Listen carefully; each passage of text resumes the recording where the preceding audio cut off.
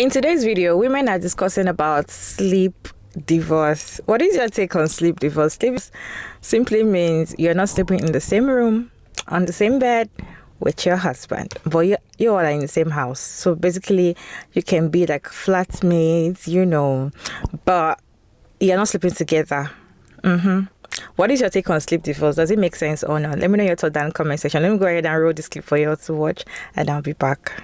My neighbor just came over here and told me that everybody's talking about sleep divorce. You have to tell your story. But first, there's two things that you need to know about me.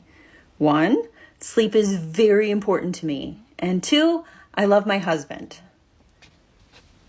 In that order. For 15 years, I endured sleeping next to that man. And here's what I mean by that. For starters, he falls asleep faster than a cashier at Aldi, which means I don't have a chance to fall asleep before his face symphony begins. Then cue the snoring, the midnight trips to the bathroom, the sleep yelling, the 5 a.m. wake-ups, the farting, the sweating. Do you know what runs through that man's core? Liquid hot magma. We tried a king bed. We thought the extra space would help. But no, that just meant that my imaginary Thor's hammer could no longer reach his stupid face. I tried aggressive bed wiggling, but then I just looked like an angry worm. Then we tried a sound machine, and that eventually got so loud that I felt like I was sleeping on the damn launch pad at the Kennedy Space Center. I cannot begin to describe the rage that I felt. I legitimately wanted to rearrange his face on the daily. So finally he got a sleep study, and no surprise, he has sleep apnea. So then he got a CPAP, and I thought, this is it. This is the promised land. I'm finally going to sleep. Nope. The mask starts whistling like a and when the pressure's too high in the mask, his lips flap in the breeze. Not like a, more like a, and then he rolls over and the tube drags across the nightstand. Do you know what that sounds like?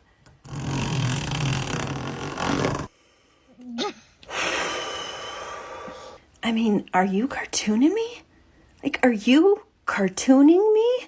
And then I got strep throat in March of 2020, right as the pandemic was shutting the world down. So I slept in the guest bedroom. And then I was like, this is pretty awesome. I'm sleeping like a grandfather after Thanksgiving dinner. I wake up happier and well rested, and he doesn't have to suffer eye daggers and death threats from a sleep deprived honey badger.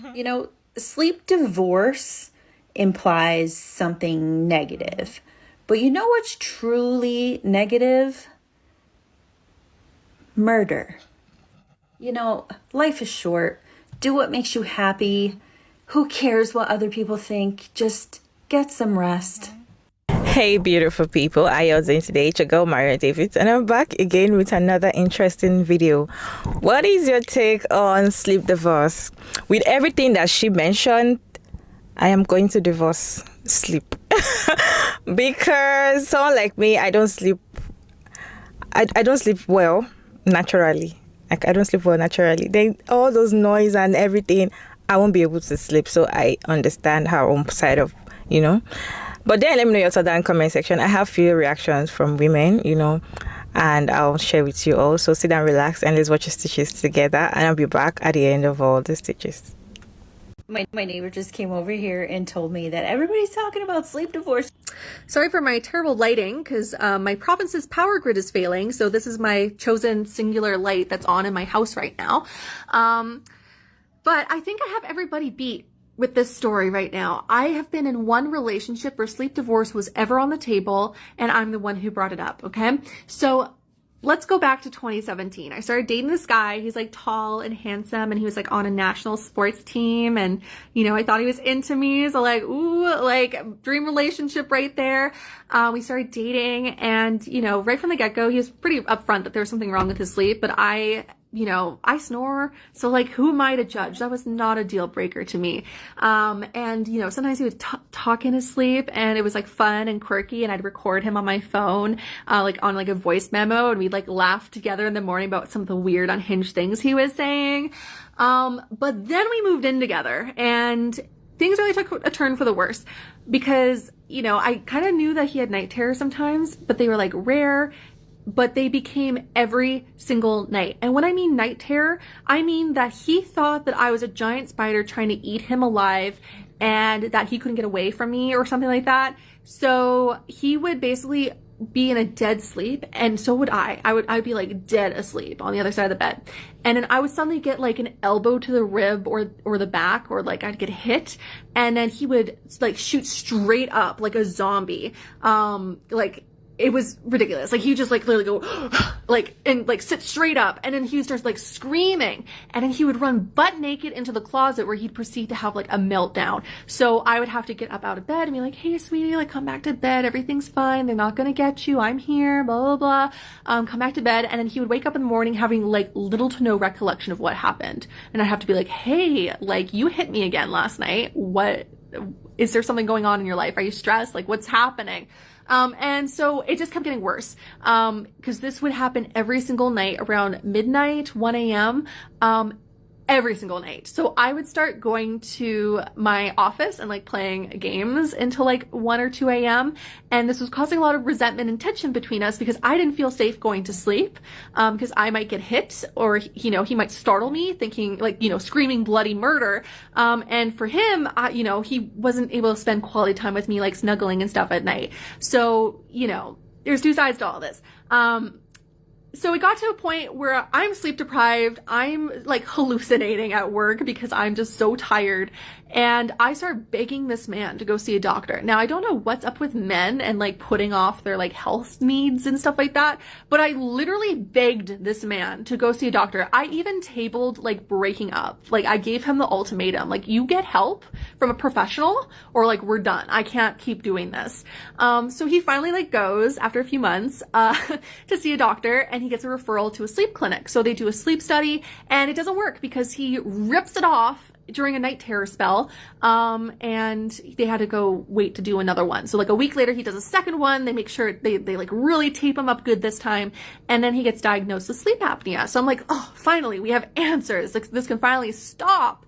So he gets a CPAP machine, and honestly, I didn't really mind like the extra like white noise from like this machine like blowing air and stuff. But the night terrors didn't stop. And I can imagine from his perspective that it was even more terrifying, because not only is he being, eaten alive by a giant spider in his dream, who resembles his girlfriend, but now he's got his face attached to this machine that he can't necessarily just like leap up and get away from anymore. So yeah, it got really bad. So at one point I started saying like, hey, why don't I move my stuff out of the office, and that can be your bedroom now? Like, why don't we can still like, be in love and be in a relationship, but we could sleep in different rooms, because I cannot keep doing this. And, ultimately the relationship didn't work out for other reasons, but yeah. And like, I can neither confirm nor deny that I'm a giant spider trying to eat people that I love in my sleep, but it is what it is. I hope he's doing better now. Also, he would hate the house I bought because it's literally full of spiders, so. My neighbor just came over here and told me that everybody's talking about sleep divorce. You have to tell your story. If you can't sleep beside the person that you signed up to be in a marriage or a relationship or a long-term relationship or whatever,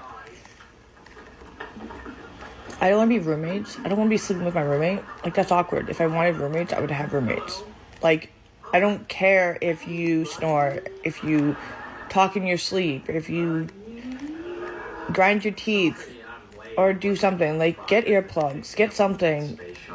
If you like playing video games in the middle of the night, like, you just learn how to sleep through it. Like, I don't want to sleep in different bedrooms. Like, I love sleeping beside somebody who's warm. So I sleep in a really cold room. I've always done that. But like, what? Don't. I have too much. This is too much. Like, what?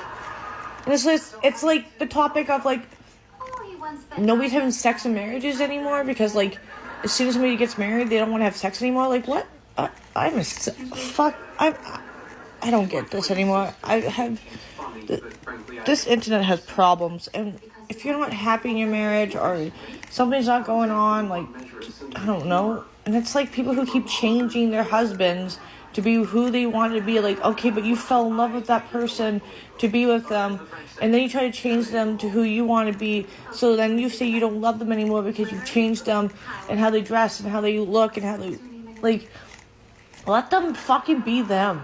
If you fell in love with a person, let them continue being that person. Like, we're not, like,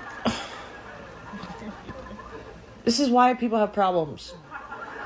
And why I'm single. Because, like, all the guys I have contact with, like, all have problems with their exes or wives or, like, issues. And social media is so fake nowadays. It's not even funny. Like, fuck.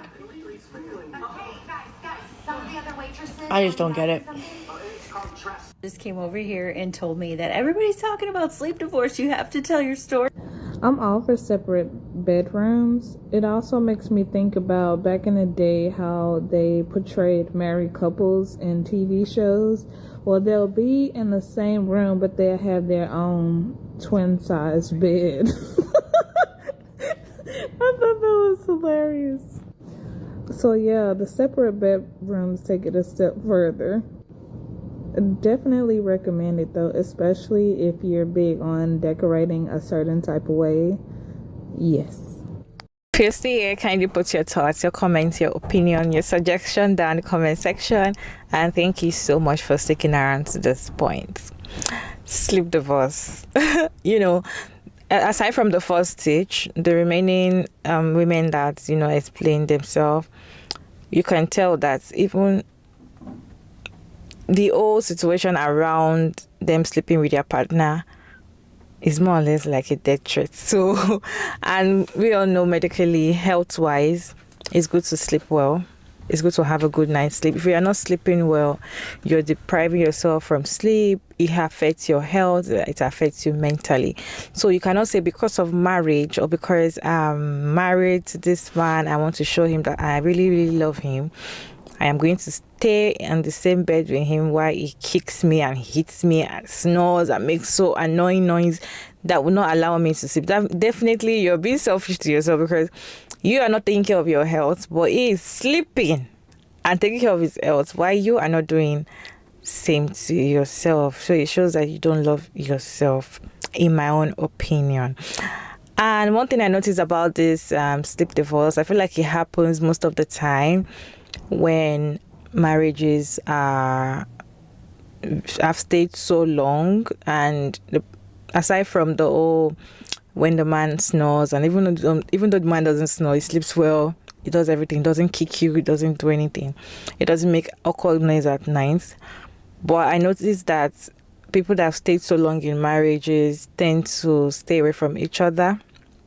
It tends to the women will now like have their own room, because they want that privacy, they want that, just want to sleep well. And I don't know why some people think that until you sleep beside somebody you love shows that you really love the person. What if you sleeping beside somebody you love doesn't even make you sleep well because of what they do in the midnight? Farting is part of it. Maybe you're someone that doesn't sleep deep and you're sleeping close to somebody you love and they fart a lot. I'm not saying they do it intentionally, but they just do it. How do you sleep with that annoying smell? A lot of reason, a lot of things that, is attached to this sleep divorce. And to me, if you ask me, is sleep divorce, it's 50-50 because I personally, as I said earlier, I don't sleep well. In fact, I have to take medication, not medication, like supplements that will just calm me. In the midnight, I don't really sleep like that. So, I don't know. So if I now want to sleep and I'm hearing annoying noise, or or something distracts me, I'm just going to wake up and my eyes are like this throughout the night. I won't be able to sleep again, and I'm up and going the next day. So someone like me, sleep divorce is going to be important if you're depriving me of my sleep, okay? And there's nothing wrong for me, or I don't think there's anything wrong with a wife having her own bedroom and the husband having his own bedroom. You know, it doesn't mean that you all are not going to have sexual intercourse.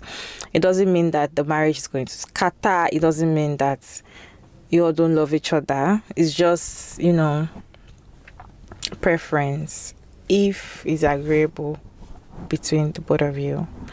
Anyways, let me know your thoughts about this video down in the comment section, and thank you so much for sticking around to this point. I hope you enjoyed this video. Don't forget to like and share and subscribe, and kindly turn on post notification bells to get notified when I upload interesting video like this one. And I'll see you all in my next one. Bye.